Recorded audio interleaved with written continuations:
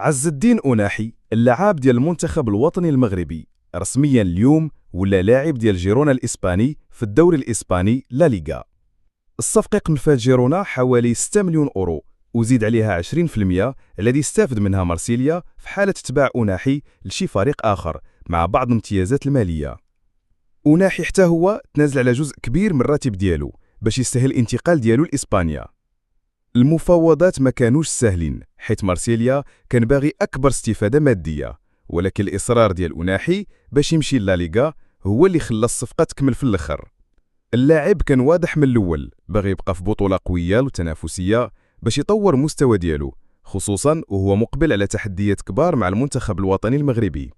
وبهذا الانتقال أناحي كيلتحق بلائحة طويلة ديال المغاربة اللي كيحترفوا في إسبانيا في واحدة من أقوى البطولات في العالم. إذن تجربة جديدة لأناحي والجماهير المغربية كيتسناو يشوفوه متألق بقميص جيرونا.